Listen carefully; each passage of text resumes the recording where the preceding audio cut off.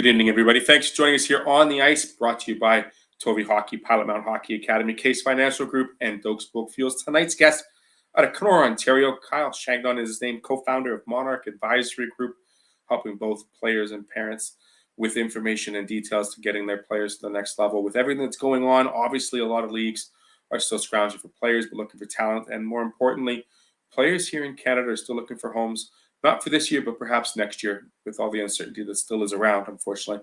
So Kyle's been working with his group and the group that he's co-founded with his partner for the last year or so. And we'll talk to him, getting more details on where he's sending his clients and where his players are looking to play. So please welcome on the ice, Kyle Shagnon with Monarch Advisory Group.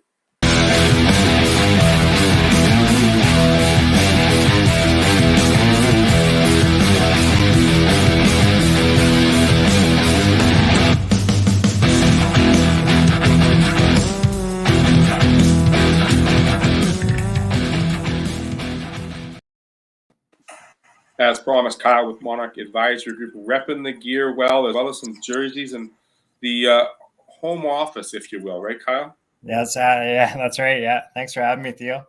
Right on, Kyle. How is Kenora? I mean, obviously ice fishing galore, but tremendous little town just on the other side of the Manitoba-Ontario border. Tell us a little bit about your upbringing in Kenora and what has brought you to create Monarch Advisory Group. Yeah, well, I was born and raised here in Kenora.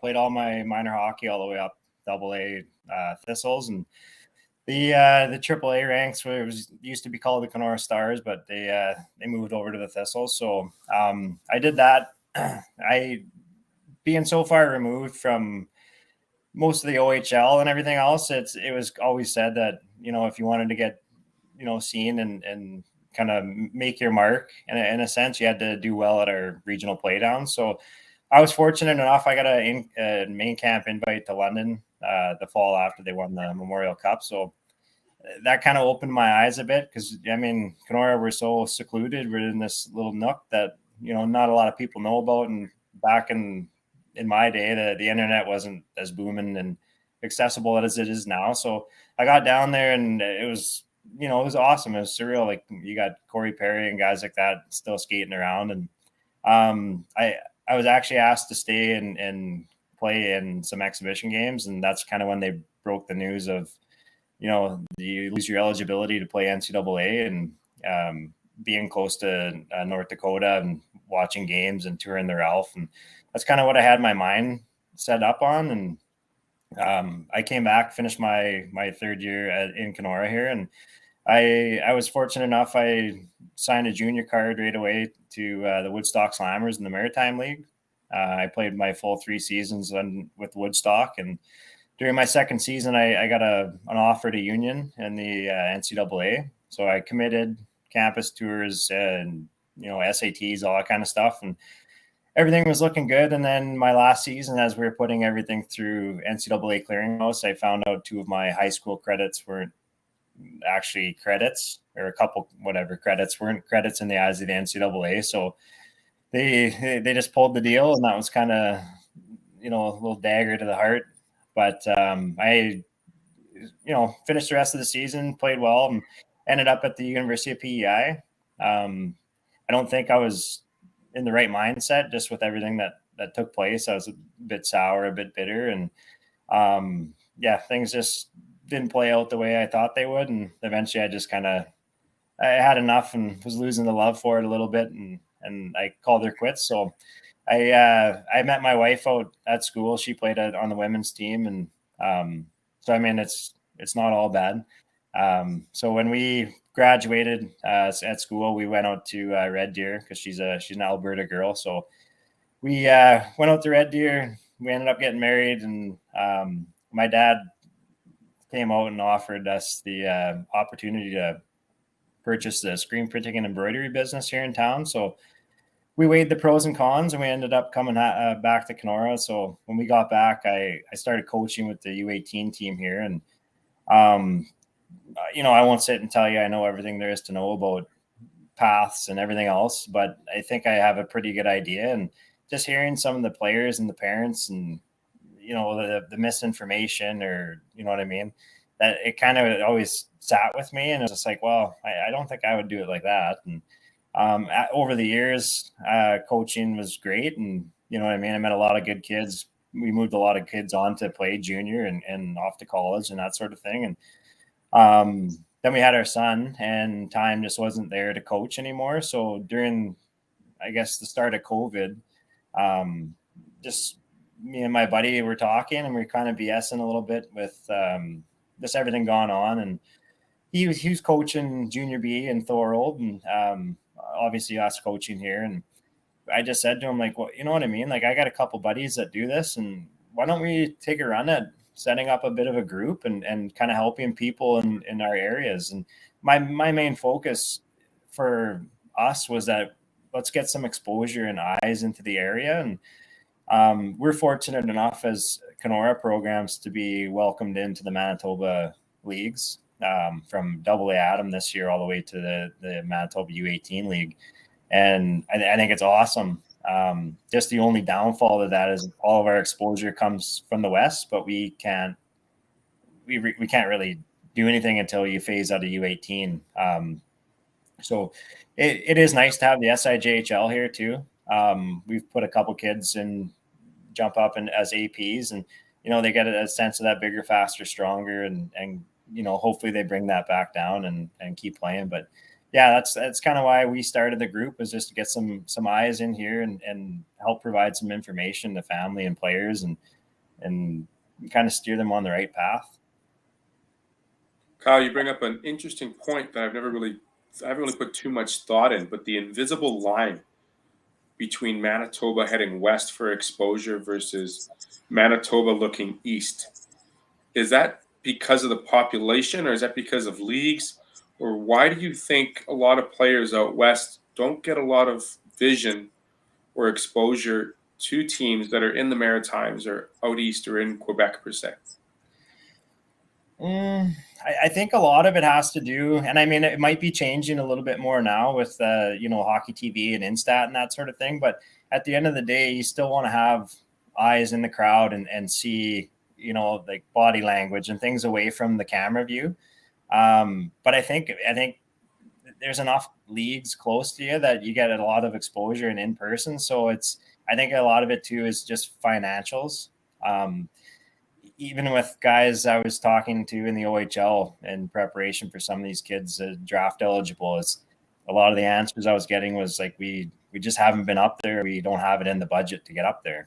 And we can pretty much find the exact same caliber player in our backyard, and we don't have to spend anything. So I think maybe that's probably part of the you know, lack of exposure or, you know, movement from west to east. Kyle, has the programming or the leagues themselves and the information, you going through it a little while ago compared to today's player going through it, you've lived it, you've seen it, you've breathed it. How important is that for your potential clients to know that, you know, you and your group have seen it firsthand? It's nothing you've studied through a book or you've read through literature online. You're a player that's, you know, like you said, you know, had a heart to its dagger because 2 classes in high school didn't transfer to go to Union. You played at UPEI, U Sports program. You've played at the junior levels. You've coached at the tier levels here in Kenora. How important is that for your clients to know that you have been through the wars, so to speak, and are able to shed some light on what they might go through as well without the proper planning? I think it's just easier for families and the player just to know that you're relatable. You know what I mean? Like you just said, you've been through it, you've been there, you've rode the bus, you trained, you know what I mean?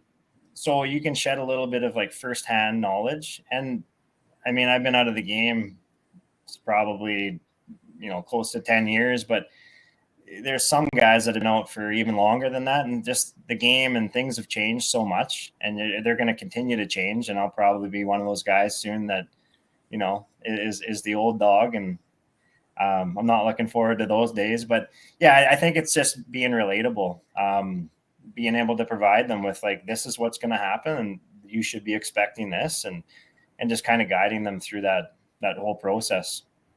Co-founder of Monarch Advisory Group. What does Monarch provide for its potential clients in terms of information, sending players to certain leagues? What have you noticed over the last year or so, the best input for you giving to your clients, but then making sure the dividends are seen through their exposure and getting them to where they want to get to? Yeah, so like we offer our main thing is obviously advisory service, right? We'll work with the families and the players and contact teams and try and give them opportunities and place them in places that we know that they're going to be a fit and they're going to excel and have the opportunity to get on to that next level.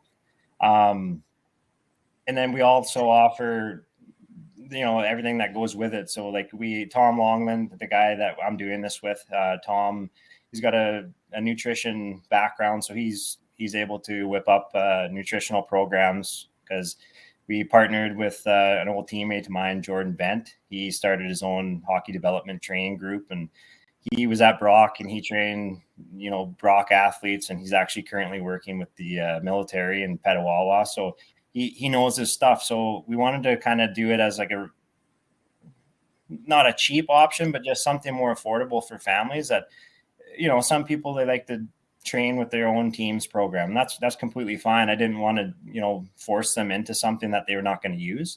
So we have our standard tier package, like your advisory, and then we offered nutrition and training. And we actually had been working as like a mental performance consultant or a coach, and Mike Koska. So Mike was with us for a good chunk, and we actually had a guy reach out and work with Mike on a couple occasions, and you could see it in his season when he started working with the mental performance coach, and just it was night and day. And unfortunately for us, Mike took a corporate job in Ottawa, so we're looking to fill the void, but not actively really looking because not a lot of the guys utilize the service, which I kind of hope changes in the future, just because we did work with one in Woodstock, and it was until you actually firsthand get to like work with it, you don't understand how much of an impact they are. So I would like to eventually start getting these kids more and more, like, you know what I mean? You're going to move home for the first time. You're going to leave from playing 25 minutes a game to maybe, a sixth defenseman or a fourth line forward that's on the ice 9 minutes a game. Like mentally, you need to prepare yourself and get ready for that jump and new billets, new living situation, like just all of it. Right. So I think a mental performance coach really, excuse me, really helps with that. So yeah, that's kind of our pack or our group in a little package and what we were looking to offer. And it's you mentioned it's a massive whirlwind for a player who's not prepared for it, and to navigate the waters on a little tugboat can be a lot daunting for players and families, but making sure you have the right people like yourself at Monarch in place to give them the information and the opportunity for choice as well is certainly important. We're going to take a quick break, Kyle. We're going to come back. We're going to talk about the differences to some of the programming in terms of advisory and agencies when we come back here on the ice. Stay with us.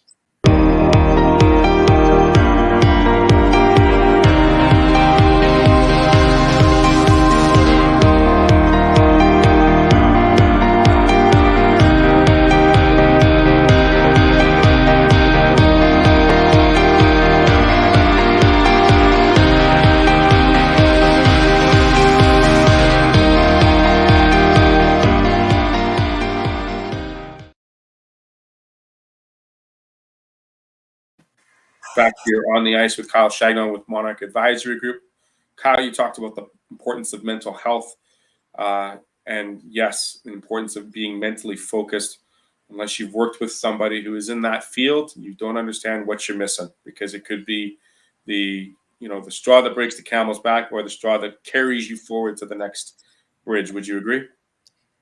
Yeah, and I actually like going back to conversations I had with Mike, and he said he's when he graduated and moved back home and started his own practice there, and he was working with a guy, and he said that one of his issues was he was a goalie. So one of his issues was if he got scored on early, mentally he was checked out. Like there was no coming back from that game. He might as well got undressed and watched from the crowd. And so Mike had done some stuff with him, and Mike's, I guess, watched one of the games, and sure enough, puck dropped. 10 seconds later, puck's in the back of the net. So he's, down 1-0 already. And I guess he stood on his head, and 60 saves later, they ended up winning the game. So it's just, it's such a powerful tool. And I guess firsthand, you don't really know what you're missing until you actually, go through it. And I think the biggest thing for us here leading into the end of the seasons, and guys going to be graduating and phasing out of U18 or junior and heading on to, junior in colleges and that sort of stuff. I think I'm going to get more into it and get somebody on board and have a Zoom session with all the guys and just kind of hear them out. This is what we're looking to do. And if you're interested, I really recommend reaching out and doing one-on-one sessions. Absolutely. You talk about the upcoming, the rest of this season into next year. I mean, obviously for the players that are aging out or looking to make that jump, they're going to have, some of the players will have, a lot of information thrown at them. People will try to get in touch with them, get in contact with them. Can it be daunting, and why shouldn't it be daunting for an advisory group to help out players and parents? And why should they be that leading role for them? Should they discuss within their own family, this is what I want to do, this is the next step for me, how do I get some help to do that?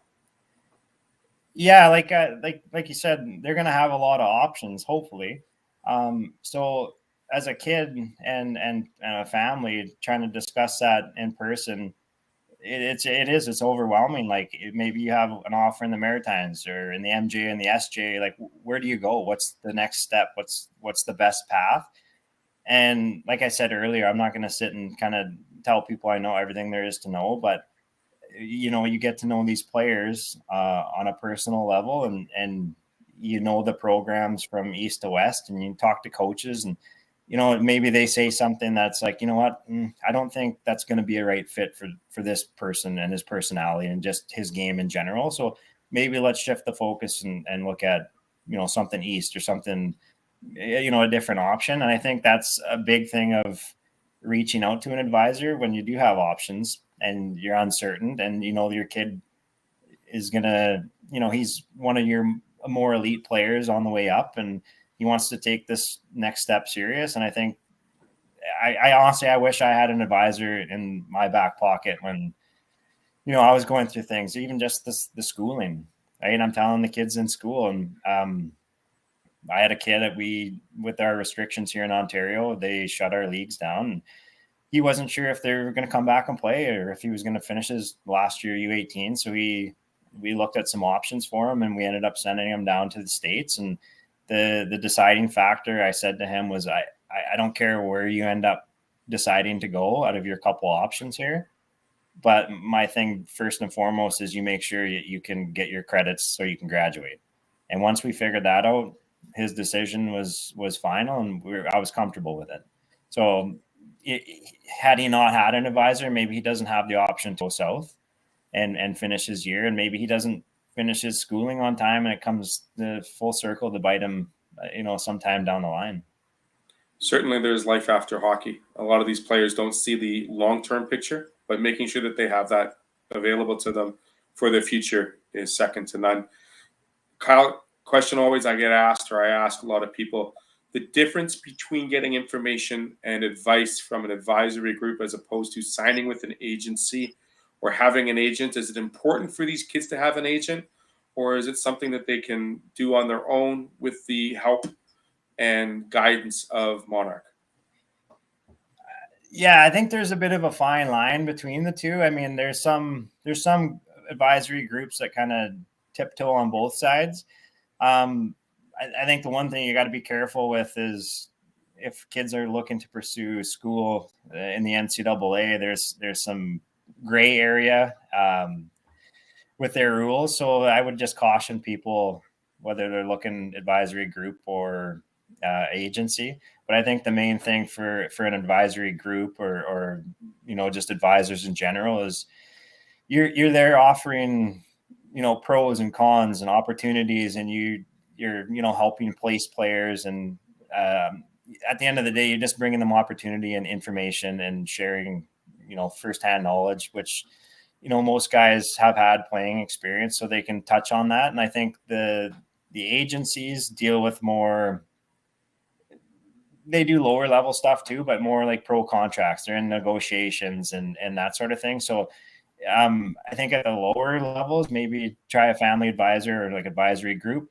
get yourself into a position. And then once you start seeing, you're going to start heading into maybe, pro hockey, and you might need an agent to get in there and do the scrapping for contracts and higher salaries and that sort of thing. That's maybe when you make the transition.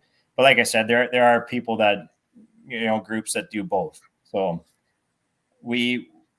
myself anyway, I'm obviously college focused. I want to get kids from, U18 to junior to college and get an education. I haven't, like, we just started about a year ago officially. So we don't have a whole lot of experience with the pro side of things. We got a guy that he committed to school, got there, wasn't his cup of tea, and he asked for some options. So we ended up getting him over to Sweden. So that was kind of our first real experience of, not so much negotiating, but just the whole kind of professional or overseas hockey, which was, it was fun to deal with. It kind of scratches the itch of not being in the mix anymore.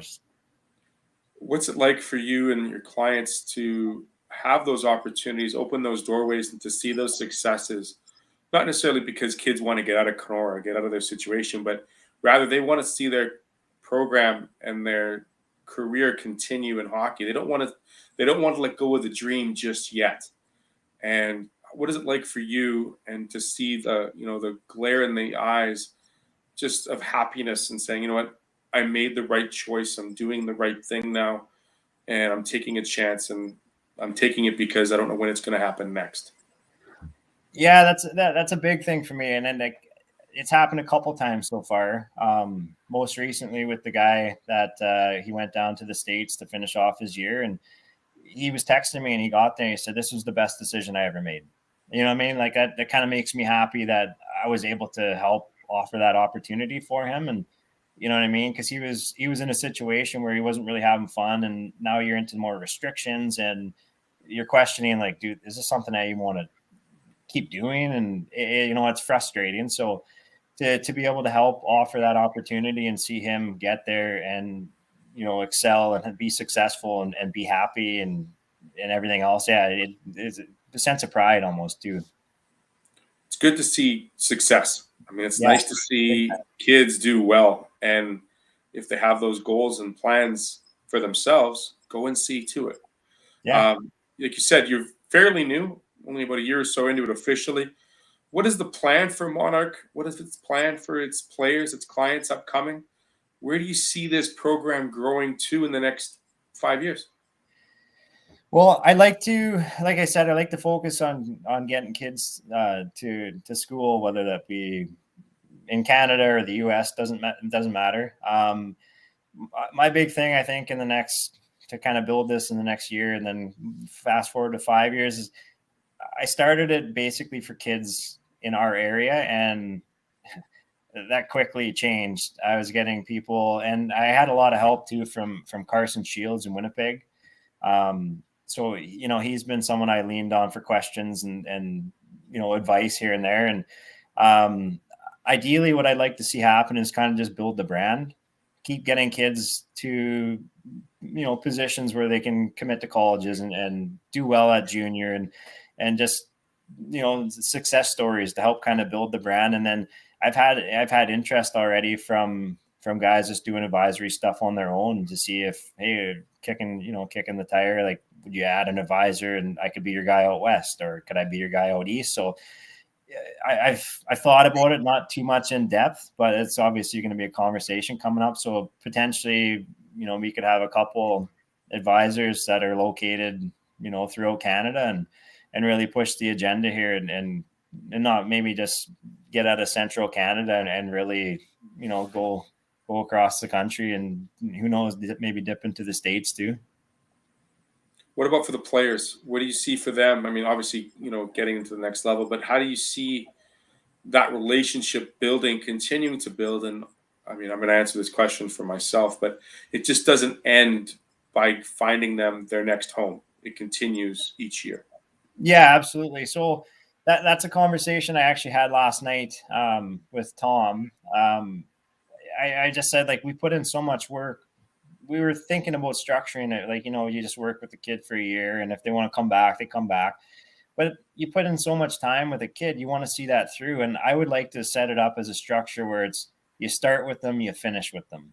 You know what I mean? So I would like to see them go from a U18 age all the way through junior. I'd like to get them to a commitment at whether it, whatever college or university. And then I'd like to see them continue on and push that as far as they can. And whether it's, pro hockey down in the States or if it's overseas, like, take the opportunity and run with it. But that's kind of where I see the vision for the guys I work with. Like, let's see this through until you're officially ready to call it quits on playing competitive hockey. There's the website on the bottom, monarchadvisorygroup.ca. Find him on Facebook and Instagram as well. Kyle Chagnon, anybody you want to say hi to, thank you. And perhaps last sentence or two to potential clients that might be watching. I'll just say thank you to my wife, because we put our kid to bed, and I'm on my phone, on my tablet, and everything else, watching games and keeping eyes on guys. So, she's got to have a little bit of patience with that, and so thank you to her. But I guess if for parents and players out there, if you're considering an advisor or an agent or whatever it may be, don't hesitate to reach out and contact us. And there's lots of options out there, but maybe we might be the best one. Maybe we might not. It doesn't hurt to ask the question, right? And I'm accessible all the time. I'm fortunate enough, the business I run, I can throw my headphones in and have a conversation while I work. And you know what I mean? We are just starting out, like you said, officially starting out within the last year, but we've been there, done that. And my partner in this, Tom Longland, he went to school. He was a dual sport athlete at Morrisville State. And you know what I mean? He's been there, he's done it, he's lived it. So Tom's very relatable, and the contacts and across the hockey world for us are so wide that if we don't know something, we can always ask somebody and they know it. You know what I mean? And Tom's down in the Southern Ontario area, and he's going to start picking things up. And like I mentioned to you before we started here, he's in the health field, so it's been COVID nonstop. So once COVID kind of tapers down, you're going to start seeing more and more, kids working with us down in the Southern Ontario area as well. We look forward to seeing the progress that's made by Monarch, as well as seeing the players get back on the ice, any facility really, because we want to continue that participation and that opportunity for players to progress and play the sport they love the most. Yeah, that's right. I mean, you obviously in Manitoba, they're still going, but it's been tough for everybody, but it's been a little tougher here in Ontario for these poor kids. And I know the SI is looking forward to getting back next month. I know February 1st when that announcement happens, because there's a lot of kids in the SI that deserve to finish off a season, any season. They shouldn't have had a break. Absolutely. And like I was just going to say, I'm working with a 2004 defenseman, or a couple of them. They haven't finished the season yet in the U18. They've all been shut down.